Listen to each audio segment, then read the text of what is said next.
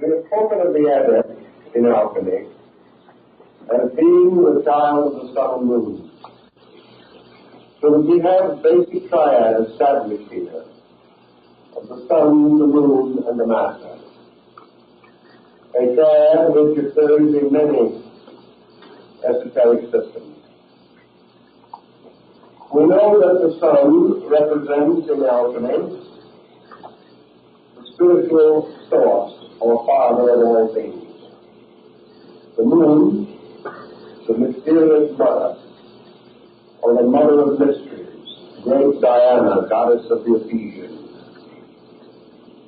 We know therefore that heaven and earth, or God and nature, father and mother, sun and moon, generate the progeny or the child in conformity with the concept of the 47th proposition of Euclid.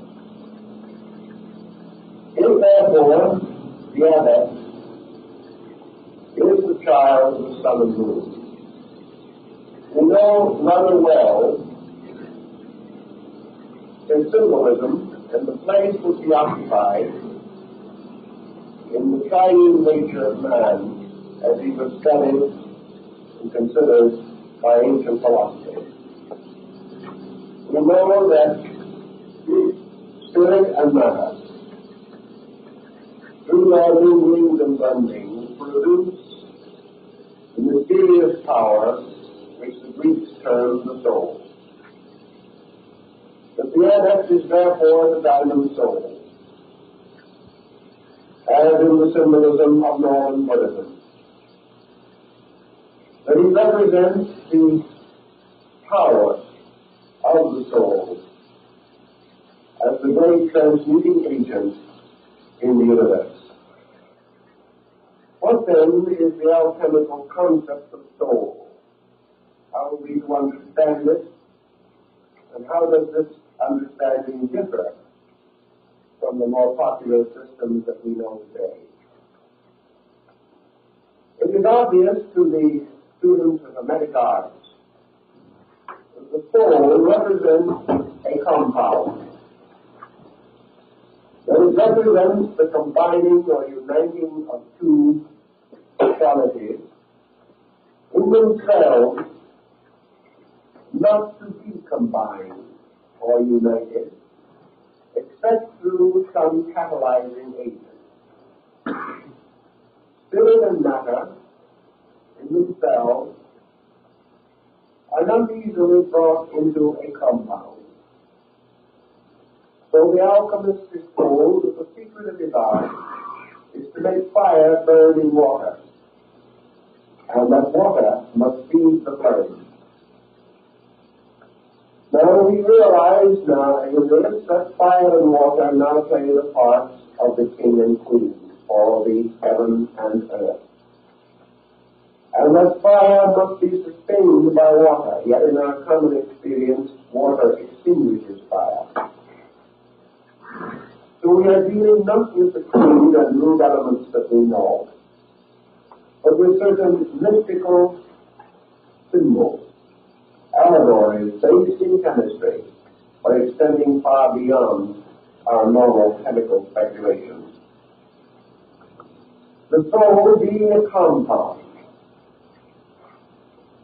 is combining two forces, or two principles, or two qualities. It represents a union of archetype and matter to produce what we call form. Therefore, within the pattern of soul lies the concept of the world form. For form must always be a compound. Form contains a compound of life and matter. It is life brought into organization through matter. It is life implanting itself or impressing itself as what Verni calls the signatura rerum, upon the face of matter. Wherever life builds its forms and bodies, we have this formal principle. Bodies composed of matter bound together by life and form as an ensouled matter. It is the compound of life and substance.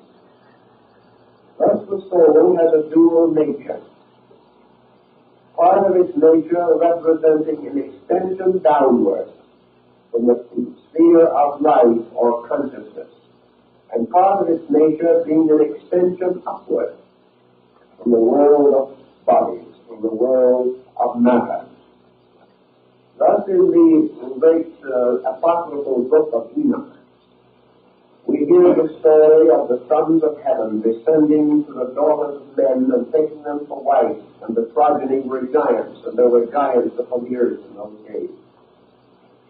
Now the sons of God and the daughters of men are again spirits and bodies. The union of the principle of life brought into identity with the principle of matter. And these two combining to create organizations, organisms, compound creatures. And of this compounding, the most basic, according to the Greek, was this compound which is called the soul. Either the world soul, which is the compound of heaven and earth, or the human soul, which is the compound of consciousness and matter.